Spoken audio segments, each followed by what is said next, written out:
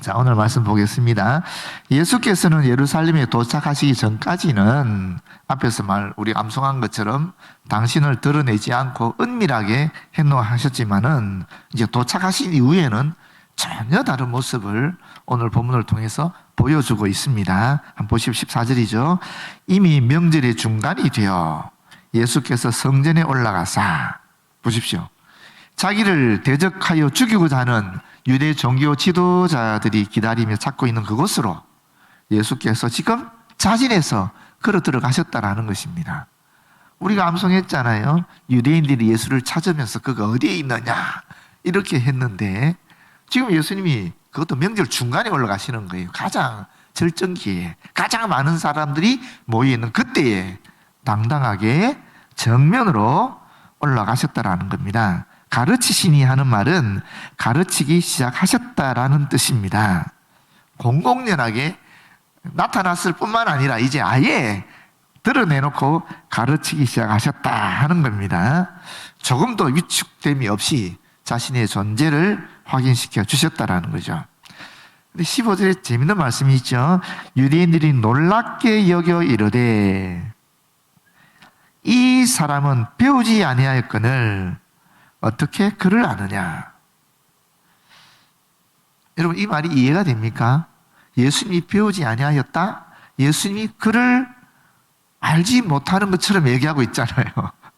여기서 우리가 조금 생각할 필요가 있지요.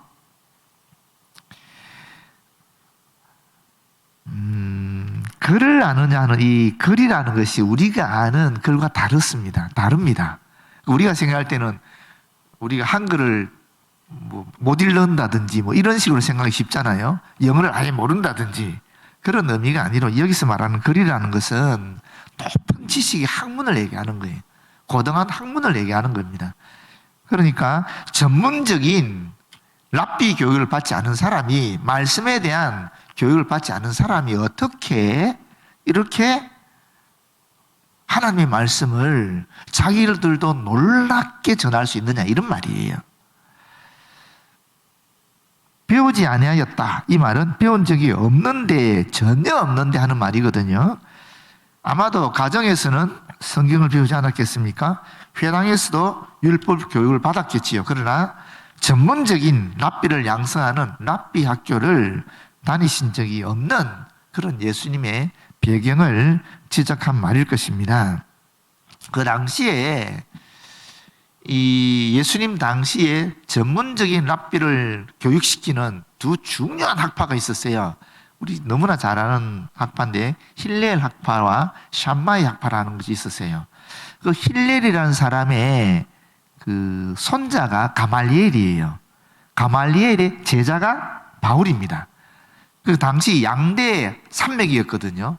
근데 힐렐 학파는 약간 자유적인 그런 이 경향을 가지고 있었고, 샴마이 학파는 굉장히 보수적인 그런 경향을 가진 학파였는데, 바울은 비교적 자유로운 그런 경향을 가진 학파에서 공부를 한 사람이에요. 좀 이해가 안 되시죠?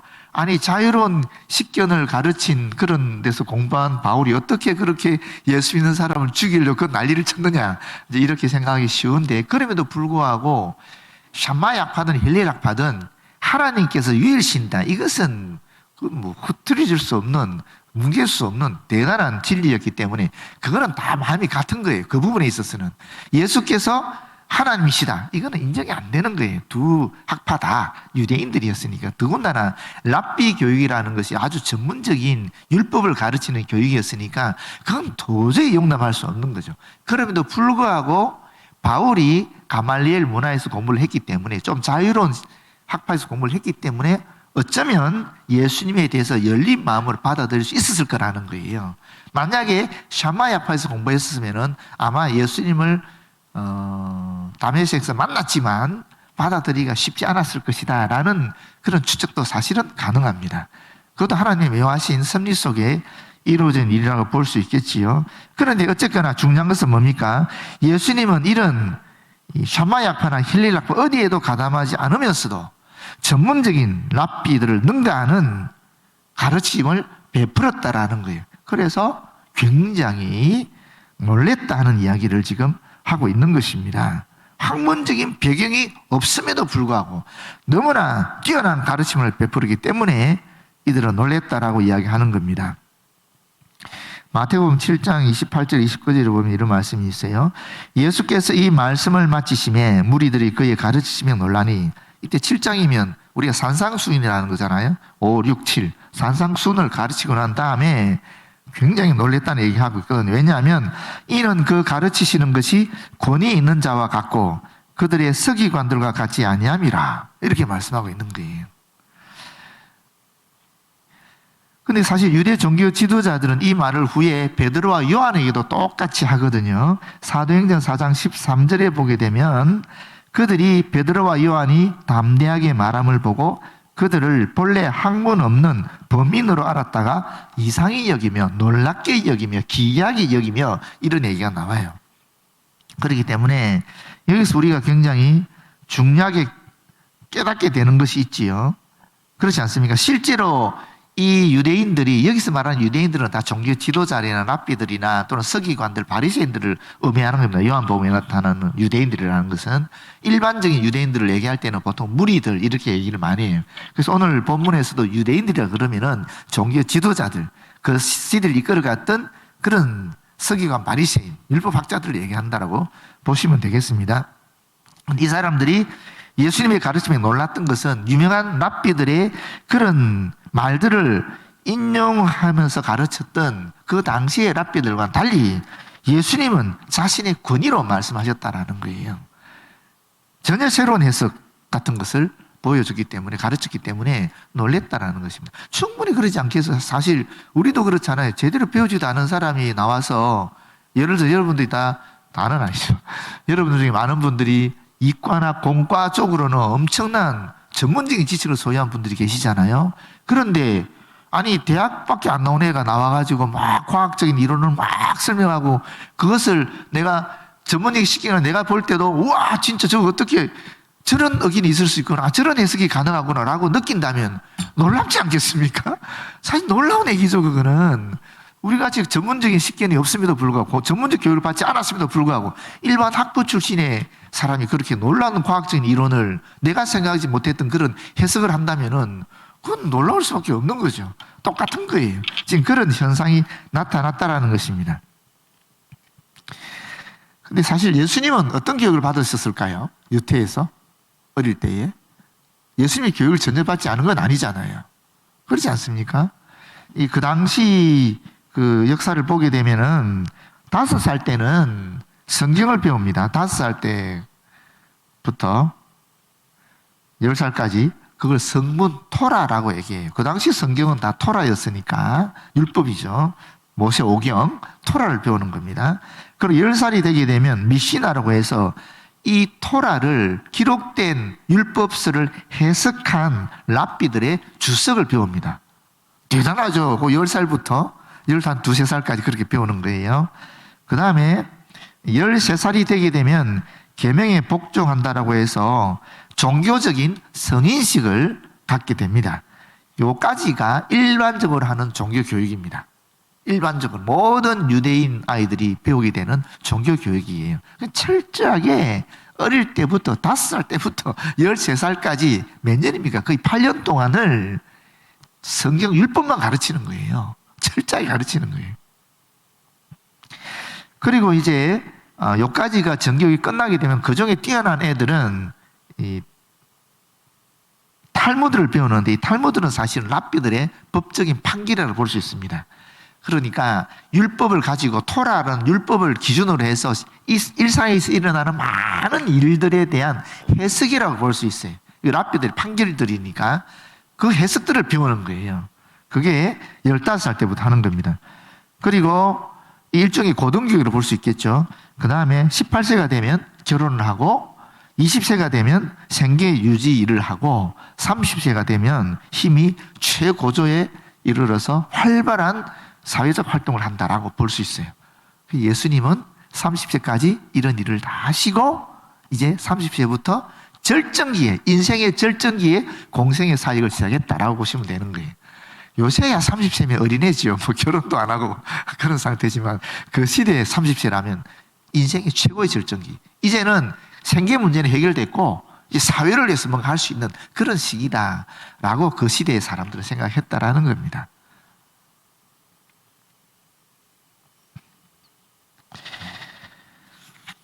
(16절입니다) 예수께서 대답하여 이르시되 내 교훈은, 이 교훈이라는 것은 가르쳐진 것을 말하는 거겠죠. 내 것이 아니요 나를 보내신 이의 것이니라. 무슨 얘기입니까? 예수님이 가르치는 것은 랍비적인 전통에서 난 것이 아니다 하는 얘기예요. 랍비의 해석을 따른 인간의 전통이 아니다 하는 얘기죠. 그럼 뭐라는 거예요? 하나님의 것이다 하는 말씀을 하고 있는 것입니다. 요한복음 17장 5절에 배우는 예수께서 아버지와 함께 계셨기 때문에 랍비들과는 전혀 다르게 예수님은 직접 보고 들은 것을 정확하게 가르치셨다 하는 얘기를 하고 있는 겁니다. 사실 랍비들은 대단한 공부를 하는 사람들이거든요. 여기 아까 말씀드렸잖아요. 여기 15세에 탈무드를 공부하고 난 다음에 그 중에서 뛰어난 친구들을 랍비들에게 보내요. 가족들이 지원을 해서 보내면 그 랍비 밑에서 사사하는 거예요. 개인적으로 우리 도제라 그러죠. 예전에 도자기를 하든 뭘 하든 우리나라도 옛날에 그랬잖아요. 도제 형태로 그 한 선생 밑에서 계속 공부를 하잖아요. 그런 형태로 훌륭한 랍비 밑에 맡겨져서 도제로 그렇게 개인적으로 계속 공부를 하는 거예요. 그러다가 스승 랍비가 인정해주면 비로소 그도 랍비가 되어서 랍비 활동을 하는데 그게 뭐 10년이 될지 20년이 될지 모르는 거죠. 그거는.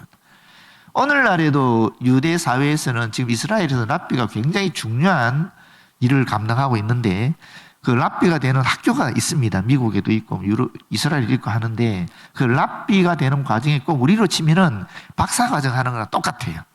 정말 비슷합니다. 대학을 졸업한 사람들이 그 다음에 그 7년 정도 공부하는 과정이니까 뭐 그 그리스, 라틴어는 기본적으로 해야 되고 다양한 탈무드는 말할 필요도 없고요. 율법은 말할 필요도 없고 그건 이미 다 준비가 되어 있는 상태니까 그 다음에 올라가서 이제 개인적으로 대학원에서 박사과정 형태로 공부를 하는 겁니다. 그리고 그 과정이 끝나게 되면 또 한 2년 정도 꼭 우리가 목회자들이 그 풀타임 전도사로 사역하듯이 가서 한 2년 정도 봉사를 하면서 이제 교육자로 나갈 것인지 아니면 랍비로서 인생을 살아갈 것인지를 결정한다라고 합니다. 그래서 랍비로 인생을 살아가게 되면 그 지역사회가 랍비를 모셔서 그 지역사회의 지도자로 인정하고 하는 거죠. 사실 지금도 이스라엘에서는 모든 일상에 랍비들이 다 관여하거든요. 아이가 태어났을 때라든지 결혼이라든지 또는 죽었을 때라든지 그러니까 모든 일상들을 다 랍비의 책임하에 그들의 권명과 그들의 또 섬김을 통해서 하고 있으니까 철저한 종교사회고 철저하게 랍비에 의해서 운영되는 그런 사회라고 볼 수 있는 거죠. 그만큼 랍비는 소중하고 귀한 존재라고 볼 수 있습니다. 이 랍비 이야기가 있는데 제가 하나만 말씀드릴게요.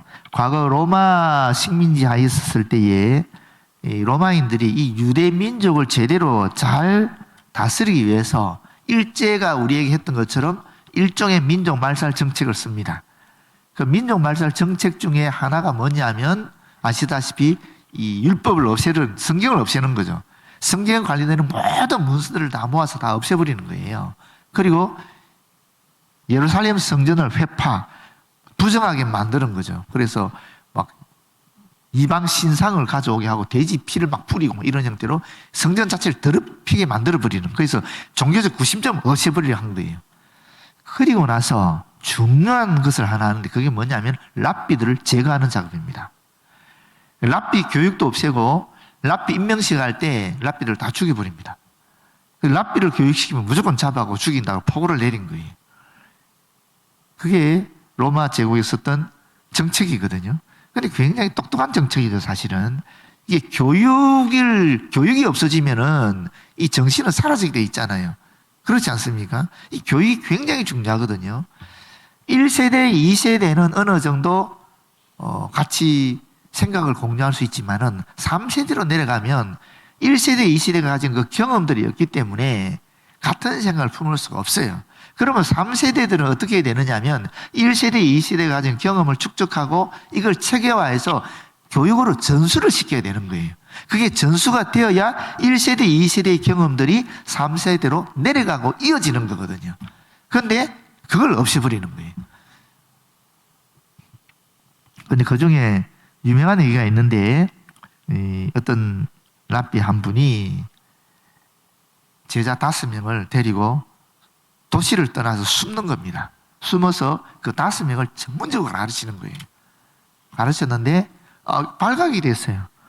그래서 이 랍비는 제자들은 도망치라 그러고 본인이 혼자 들어가서 죽임을 당하는 뭐 그런 얘기, 한 200군데 칼부림을 당하고 이래가 죽임을 당하는 그런 이야기가 랍비의 이야기로 아주 전설처럼 내려오고 있어요. 그만큼 이 이스라엘 사회에서는 랍비를 소중하게 여겼고 교육을 중요하게 여겼습니다. 실제로 이 이스라엘 유대인들은 예배와 사실 교육을 같이 생각했어요. 예배를 드리는 가장 중요한 형태의 하나로 교육이라고 생각했었어요. 그래서 이 탈무드를 가르치는 것, 율법을 가르치는 것을 예배의 행위로 여겼다라는 거예요. 그렇게 소중한 여겼기 때문에 사실 지금의 유대인들이 2000년을 헤맸지만은 나라 없이 세계를 돌아다니며 여전히 그들은 유일신 하나님을 섬기고 이스라엘 민족의 정체성을 가지고 있는 거예요. 대단한 거죠. 엄청난 거죠. 사실 저희 집도 보게 되면 저희 어머니가 독실한 기독교 신앙을 가지고 저희 아버지 말할 필요도 없거든요. 두 분 다 너무나 독실한 신앙을 가진 분들이고 한데 우리 다음 세대 제가 지금 목사가 됐잖아요. 목사임에도 불구하고 우리 형제들 가운데는 지금 벌써 한 3분의 1은 희미해진 것 같거든요. 진짜 3분의 1은 지속하는 것 같고 신앙을 이게 계속 지속된다는 것이 정말 쉬운 게 아닌 것 같아요. 그렇게 철저하게 기독교 교육을 받았음에도 불구하고 사회에서 인문학 공부를 하게 되고 또 사회활동을 하고 하다 보니까 이게 또 생각이 변화되더라고요. 또 과학적인 지식을 갖게 되니까 많이 변화되는 모습을 봤어요. 우리 가정에도 그런 일이 일어나니까 진짜 이게 자녀들에게 이 우리의 신앙을 전수한다는 것은 정말 어려운 일이에요. 정말 쉽지 않은 일이에요. 그럼에도 불구하고 여러분의 가정에 아들 세대가 또 딸 세대가 예수 잘 믿고 있다는 것은 엄청난 복을 누리고 있다라고 보시면 좋을 것 같아요. 정말 감사거리 중에 감사가 바로 여전히 우리 아들, 딸 세대가 예수 믿고 예배드리고 하나님을 소중하게 여기고 그리스도를 나의 구주로 인정한다는 것이라고 보여집니다. 진짜 그런 것 같아요.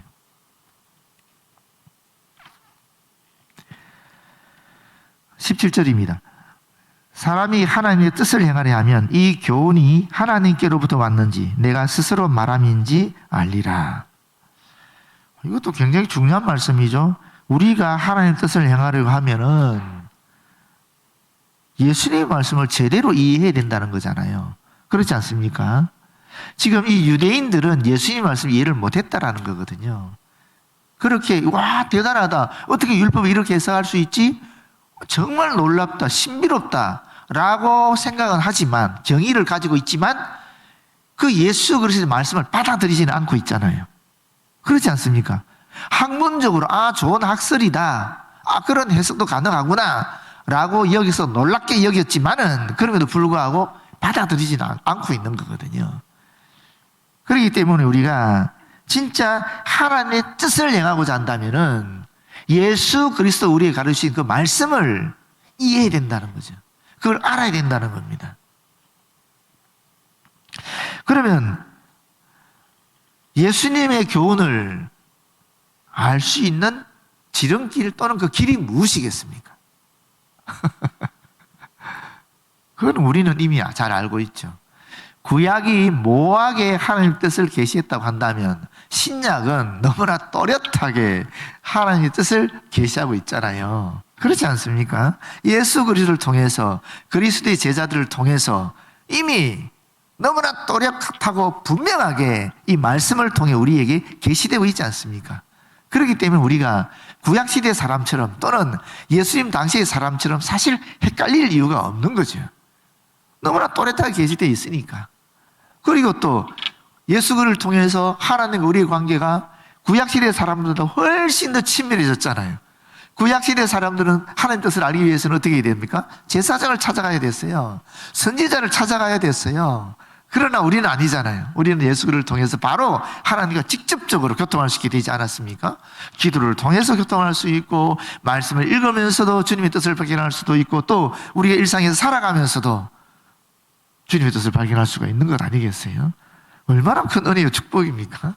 그렇기 때문에 우리는 진짜 한 가지만 있으면 되는 거죠. 어떻게 생각하면? 뭡니까 그게? 의지만 있으면 되는 거예요. 의지만 있으면. 그렇지 않습니까? 우리가 정말 주님의 뜻을 제대로 실천하고자 하는 의지만 있으면 우리는 얼마든지 하나님의 뜻을 알아차릴 수가 있는 거죠. 그것은 해야 하나님의 뜻을 제대로 못 알아차렸다 그러죠. 왜냐하면 하나님의 말씀이 인간의 전통, 인간의 해석, 그렇게 또 답습된, 이어져 왔던 그런 유전 때문에 이게 왜곡되어서 전해졌잖아요. 그 시대 사람들은 이 하나님의 뜻을 제대로 이해하기 어려웠다 하지만은 이제 예수께서 오셔가지고 이런 모든 인간의 유전과 전통과 습관들, 해석들을 일거에 없애버리시고 하나님의 뜻의 본질적 의미를 살릴 뿐만 아니라 그것을 더 일상에서 우리가 하나님 앞에서 살아갈 수 있도록 분명하고 또렷하게 해석해 놨기 때문에, 알려주셨기 때문에 이스라엘 백성들처럼 또는 구약시대 사람처럼 그렇게 헷갈릴 이유가 없는 거예요. 우리 다 알고 있잖아요. 예수께서 원하시는 게 무엇인지, 하나님 뜻이 무엇인지 다 알고 있지 않습니까? 다 알고 있는데 실천하고자 하는 의지가 없으니까 우리가 지금 우리 스스로도 또는 세상을 향해서, 세상의 교회를 향해서 사실 비판하는 것들이 그런 것들 아니겠어요? 지금 우리에게 필요한 건 뭐냐? 의지라는 거예요. 의지. 실천하고자 하는 의지. 전인적인 신앙생활을 얘기할 때 늘 얘기하는 거 있지 않습니까? 이성과 감성과 의지가 있다. 이성은 하나님의 말씀을 연구하고 하나님의 뜻을 온전히 알아차리는 그런 영역에 그런다면은, 감성이라는 것은 기도를 통해서 하나님의 말씀이 나에게 뜨겁게 역사하게, 또 주의 뜻을 발견하더라도 이게 그냥 이 하나님 뜻이지가 아니라 하나님 뜻이 분명한 것을 알게 되면 나한테 열정이 생기지 않습니까? 그렇잖아요. 뜨거워져서 하는 거죠. 그게 감성적인 측면 아니겠어요? 그리고 의지적 측면이 있어야 되는 거죠. 말씀을 이해하고 또 기도를 통해서 확인이 되었다면 이제 내가 삶에서 실천해야 되는 이 의지가 필요한 거죠. 이 세 가지가 같이 갈 때 이게 전인적인 신앙생활을 하는 거죠. 근데 이성만 앞서든지 감성만 앞서든지 또는 의지만 앞서는, 그것은 다 문제 있는 신앙생활이죠. 어딘가에 문제가 있는, 신비주의로 빠지든 또는 권위주의로 빠지든 또는 위선자가 되든 다 문제가 있는 신앙생활이에요. 그러나 이 세 가지가 일치해서 나갈 때 비로소 전인적인 신앙생활이 될 것이고, 그것이 온전히 하나님의 뜻을 실현시키는, 하나님 나라를 이 땅에 실현시키는 그런 올바른 신앙의 모습이 되는 것이죠. 그래서 오늘 지금 우리 시대에 가장 필요한 것은 뭔가? 실천하고자 하는 의지이다라고 여겨집니다. 마음만 먹으면은 얼마든지 이 말씀의 뜻이 무엇인지도 알아차릴 수도 있고, 그렇지 않습니까? 얼마든지 자유롭게 기도하면서 하나님으로부터 성령의 능력을 받을 수도 있고, 얼마든지 할 수 있는 거죠. 마음만 먹으면은. 그 의지가 가장 중요한 시대가 되었다라는 겁니다. 사랑도 그런 것 같아요. 우리가 하나님은 사랑이시다 그러는데 사랑에도 세 가지 측면이 있는 것 같아요. 그렇지 않습니까? 사랑에도 이성적 측면이 있거든요. 이게 진짜 인간적 사랑인지 하나님의 사랑인지 분별해야 되는 거예요. 이성적으로 생각 차원에서 얼마든지 가능한 얘기죠. 근데 이 사랑이라는 것이 또 뜨거움이 있잖아요. 열정이 있잖아요. 이끌림이 있잖아요. 그런 거 없이 우리가 사랑을 할 수 있습니까? 뭔가 마음에서 따뜻하게 우러나와야 되는 거 아니겠어요? 그게 사랑이죠. 근데 그것만 있는 게 아니라는 거예요. 사랑이라는 것은 의지가 있는 거예요. 의지적 측면이 있는 겁니다. 왜냐하면 우리가 사랑한다 그랬을 때 가장 사랑의 대표적인 것이 뭡니까? 대표적인 단어를 하나 뽑아라 그런다면 희생 또는 용서 또는 배려, 이런 것들이잖아요. 아니, 희생한다는 것이 내가 의지적이 안 되면 희생이 됩니까? 감정이 이끌리면 희생이 됩니까? 절대 안 되죠. 이게 오르나 저렇게 오르나 이성적으로 따져도 그거는 희생할 수가 없는 거예요. 용서도 안 되는 거예요. 이성적으로 따지면 절대 용서가 안 되는 거예요. 감정도 절대 용서가 안 되는 거예요. 너무 미운데 되겠습니까?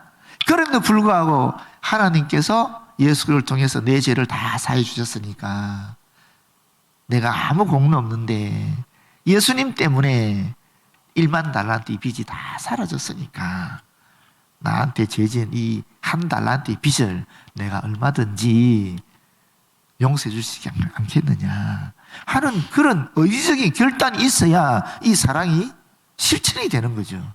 이 사랑도 똑같은 거예요. 이성, 감성, 의지라는 이 세 가지 측면은 이 성부, 성자, 성령처럼 우리 인간의 영, 혼, 육을 갖고 있는 것처럼 이 존재의 근원이고 사실은 모든 데서 다 적용이 되는 그런 측면이라고 볼 수 있습니다. 그래서 이 말씀이 아주 중요하다라고 여겨지는 것입니다. 18절에 보시게 되면 스스로 말하는 자는 자기 영광만 구하되 보내신 이의 영광을 구하는 자는 참되니 그 속에 불의가 없느니라. 어떻게 말씀 한 구절 한 구절이 너무너무 소중하고 귀하다는 오늘 우리 시대에 너무나 적합한 말씀이다라는 생각이 연구하면 죄송합니다. 이 말씀을 준비하면 준비할수록 또 지금 전하면 전할수록 그렇게 여겨지는데 특히 오늘 우리 시대에 그렇지 않습니까? 스스로 말하는 자, 하나님 주신 말씀이 아니라는 거죠. 하나님 뜻을 구하는 말씀이 아니라는 거죠. 자기 스스로 해석했다라는 거예요. 자기의 말이라는 거죠. 자기 영광만 구한다라는 거예요. 자기 영광. 하나님 영광 구하지 않는다라는 것입니다. 자기 영광을 구한다는 거. 대표적으로 누굽니까? 이단 교주들 얘기할 수 있겠죠. 대표적으로는. 그러나 또 우리를 지칭할 수도 있는 거죠. 우리가 너무나 쉽게 이게 하나님 뜻이다. 이게 하나님 원하시는 길이다. 이렇게 얘기하지 않습니까? 근데 과연 그것이 그러한가? 정말 내가 하나님 말씀에 비추어서 하나님 음성을 듣고 이게 하나님 뜻이 확답하고 확인하고 나아가는가? 우리 그러지 않을 때가 너무나 많잖아요. 너무나 쉽게 내 생각과 또 내 경험을 통해서 이게 하나님 뜻이라고 얘기하게 할 때가 많이 있잖아요. 이제 그런 것을 우리가 이 말씀을 통해서 다시 한번 확인하게 되는 거죠. 그래서 뭐라 그럽니까? 보내신 이의 영광을 구하는 자, 하나님의 영광을 구하는 자, 예수 그리스도의 영광을 구하는 자, 이런 사람이 참된 사람이라는 겁니다. 근데 내가 주님을 이야기하면서 주의 말씀을 이야기하고 주의 뜻을 얘기하면 나도 모르게 뭔가 나의 의를 얘기한다든지 뭔가 나를 드러내고 싶어 한다든지 이러면 이거는 아니라는 거죠. 우리가 완벽하게 그렇게 살 수는 없겠죠. 우리가 하다 보면 자연스럽게 내 의도 드러나게 되고 그렇지 않겠습니까? 또 내 유익을 구하게 돼요. 그러나 우리가 이 말씀을 기억해야 될 줄 믿어요. 그럼에도 불구하고 우리는 항상 인간적인 면을 갖고 있지만 그럼에도 불구하고 항상 우리는 내 속에서 내 스스로를 점검하는 거예요. 내가 이 말씀을 통해 주님께 영광을 돌리는가? 아니면 내가 이 말씀을 통해 내 유익을 구하고 있는가? 하는 것을 항상 스스로 점검해야 된다라는 말씀이죠. 그럴 때 우리가 실수를 덜 하게 되는 거고 그럴 때 우리가 혹 하나님 영광을 가리는 부분을 피해갈 수 있다라는 겁니다. 그렇지 않으면 결국 우리도 모르게 유대 종교 지도자들처럼 되는 것이고 우리도 모르게 지난주에 설교했던 하나냐 선지자 같이 되어버리는 거예요. 그분들도 뛰어난 분이고 훌륭한 분들이었습니다. 유대 종교 지도자들 사회에 인정을 받는 분들이었고 율법을 제대로 공부한 분들이었고 평생 율법대로 살려고 애를 쓴 분들이거든요. 우리의 상상을 초월하게 그렇게 종교적인 삶을 살아갔던 분들이 그분들이었거든요. 그 어려운 시대에 그렇지 않습니까? 로마 식민 지배 체제하에서 그 어려운 시대에 율법 붙잡고 하나님 말씀 붙잡고 하나님 바라보면서 그 뜻을 실천시키기 애를 쓴 사람들이 그 종교 지도자들이었습니다. 그래도 불구하고 그들이 결국 자기의 유익을 구하고 자기의 영광을 구하고 자기의 말을 하게 되었다라는 이야기를 지금 하고 있는 겁니다. 얼마나 안타까운 일입니까? 그렇게 살았는데 그런 결과가 나면 얼마나 안타깝겠습니까? 근데 우리도 그러지 않는다는 보장은 없다라는 겁니다. 그러할 때에 그 속에 불의가 없다라고 얘기하는 겁니다. 우리가 이런 생각을 갖고 늘 내 스스로를 점검하면서 나아갈 때 그때 우리 안에 불의가 없다라고 예수님이 인정해 주신다라는 겁니다. 실수할 수 있지. 우리 생각이 잘못될 수도 있고 그러나 늘 이게 정말 주님의 말씀일까? 이게 정말 주님의 영광을 위한 것일까? 정말 내 영광을 위한 거 아닐까? 내 의를 드러내는 거 아닐까? 내 유익을 구하는 게 아닐까? 내 나름대로 끊임없이 내 안에서 내 심령 속에서 갈등하고 싸우고 투쟁하면서 그렇게 계속적으로 내 신앙을 유지해 나갈 때에 그때 비로소 주님께서 그래도 너는 의롭다라고 인정해 주신다라는 거예요. 너의 속에 불의가 없구나. 너 애썼다. 그렇게 얘기하시는 거죠. 사실 그런 주님의 인정하심이 얼마나 좋겠어요. 우리가 만약에 그런 인정을 받는다면은. 그렇지 않습니까? 근데 내 딴에는 주를 위해 산다 그랬는데 결국 드러나는 것은 내 의고 드러나는 것은 내 영광이었다. 그런 평가를 받으면 정말 너무 불쌍한 존재가 되는 거죠. 19절에 모세가 너희에게 율법을 주지 아니하였느냐? 너희 중에 율법을 지키는 자가 없도다. 세상, 이 말은 무슨 말입니까? 모세가 율법을 줬는데 지금까지 그 모세의 율법을 너희들이 연구하고 너희들이 그 율법을 살려고 애를 쓰고 그 율법대로 가르쳐 왔는데, 그런데 너희 중에 율법을 지키는 자가 없다. 그럼에도 불구하고 너희 중에 한 사람도 율법을 지키지 않고 있다. 이런 평가를 지금 유대 종교 지도자들이 예수님에게 받고 있다라는 것입니다. 요한복음 9장 28절에 보면 그들이 욕하여 이르되 너는 그의 제자이나 우리는 모세의 제자라. 이 사람들 철저하게 자기들은 모세의 제자라고 생각하고 있었거든요. 이게 언제냐면 안식일에 예수께서 실로암 못에 가서 눈을 씻겨서 맹인이 눈을 뜬 사건이 있잖아요. 그 사람이 그 당시 종교 지도자한테 와서 이렇게 조사를 받잖아요. 그 조사 받는 중에 이런 말을 그 사람들이 해요. 그러니까 이 말은 누구보다 스스로 율법을 충실히 지키고 있다고 생각했던 그 당시 유대 종교 지도자들에게는 아마 엄청난 충격을 줬을 거예요. 그렇지 않겠습니까? 자기들은 철저하게 말씀 그대로 율법 그대로 살아간다고 얘기하는데 대표적인 구절이 있습니다. 마태복음 23장 23절에 보게 되면 그들은 박하와 회향과 근체의 11조까지, 박하, 회향, 근체라는 게 나물 같은 것들인데 이런 사소한 것에도 11조를 다 드리면서 말씀 그대로 율법 그대로 지키려 애를 쓰던 사람들이라는 거거든요. 아니 근체 11조를 드렸을 정도면 다른 율법은 얘기할 필요가 없다라는 거예요. 엄청나게 율법 그대로 살려고 정말 최선을 다한 사람들이었다라는 겁니다. 지나칠 정도로 그야말로 율법을 지켰는데도 불구하고 예수님은 그들을 율법을 어긴 자로 규정하고 있다는 거예요. 왜 그렇습니까? 23절에 나오지요. 율법 속에 내재된 정신 또는 본질을 할 수 있는 의와 인과 신을 버렸다. 정의와 사랑과 믿음을 버렸다. 이 얘기를 하지 않습니까? 그러니까 이게 참 지금 여기 수요 기도회 예배에 참석할 정도면은 여러분 대단하신 분들이죠. 정말로 우리 교회 성도 수가 뭐 출석 성도가 뭐 한 1000에서 1200 지금 정도 되는 것 같은데요. 그 정도 되는 숫자 중에 지금 여기 참석하면 얼마나 됩니까?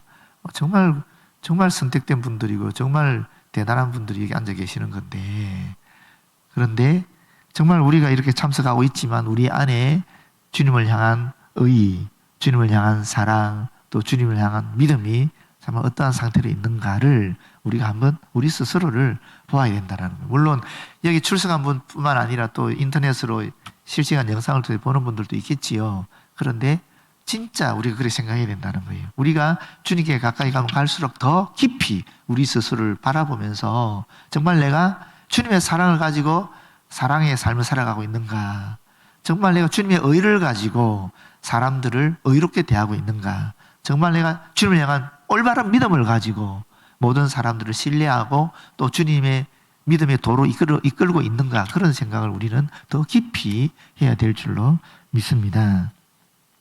그러면서 너희가 어찌하여 나를 죽이려 하느냐. 저는 이 제일 마지막 구절이 정말 제 마음에 와닿았어요. 왜 이 마지막 구절이 제 마음에 와닿았을까요? 여러분, 제가 종교 지도자 중에 한 사람이잖아요. 오늘날에. 그렇지 않습니까? 제가 그런 존재잖아요. 저도 나름대로 말씀을 전한다고 그러고 말씀대로 산다고 그러고 여러분들이 솔직히 인정해 주고 있잖아요. 또 실제로 뭐 어떻게 생각하면 주의 몸된 교회로부터 사례도 받고 그거로 저는 생활하고 있는 존재잖아요. 철저하게 그렇게 살아가고 있잖아요. 그런데 이 당시 유대 종교 지도자에게 예수님께서 하신 말씀은 너희가 어찌하여 나를 죽이려 하느냐. 어쩌면 나도 주님을 죽이고 있지 않을까? 그런 염려함. 내가 정말 주님 앞에 바로 서 있나? 내가 정말 주의 말씀을 그야말로 주의 뜻에 합당하게 잘 전하고 있는가? 제대로 전하고 있는가? 그런 갈등들은 늘 있는 거죠. 또 이 사람들처럼 말로는 전하면서 실제로 내 생활은, 내 삶의 모습은 전혀 이중적이고 위선적인 그런 모습을 가지고 있지 않나? 이제 그런 주님 앞에 미안한 마음, 어떻게 보면 여러분께도 미안한 마음, 한편으로는 제 자신에 대해서도 좀 미안한 마음, 그런 것들이 있는 거죠. 그래서 이 말씀이 혹시 내가 주님을 죽이고 있지 않을까 하는 그런 경각심 같은 것을 저에게 주는 거죠. 뭐 저뿐이겠어요?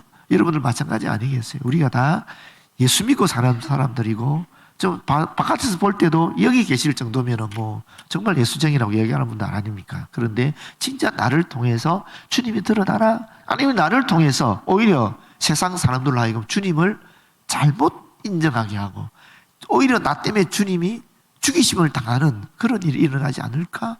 이제 그런 신앙적인 염려와 또 긴장이 있는 거죠. 그래서 이 말씀이 저에게는 굉장히 큰 그런 충격 내지는 가시 내지는 지침으로 다가오게 되는 겁니다.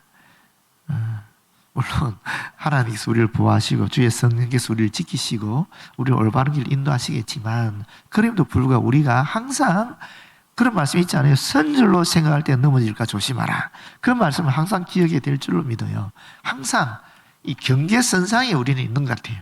아차 하면 내가 주님을 드러내기보다는 나를 드러내기 쉬운 것이 우리 인간이기 때문에 항상 우리는 그런 어떤 신앙적인 경계선상에서 주님을 바라보고 말씀을 묵상하고 기도하고 주의 뜻을 실천하게 애를 써야 될 줄로 그렇게 믿습니다. 네, 기도하겠습니다. 아버지 하나님, 고맙고 감사합니다. 오늘 주의 말씀을 통하여 우리에게 귀한 또 가르침을 주시니 고맙고 감사합니다.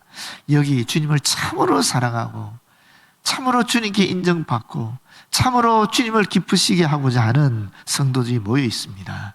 주님, 우리 심령 한 분 한 분 붙잡아 주시고 정말 주님이 온전히 인정하시고 기뻐하시고 신뢰하는 우리들이 되어지도록 역사하여 주시옵소서. 그런 우리 교회 되어지도록 인도하여 주시옵소서. 그런 우리나라 되어지도록 주님 역사하여 주시옵소서. 예수님 이름으로 기도드립니다. 아멘.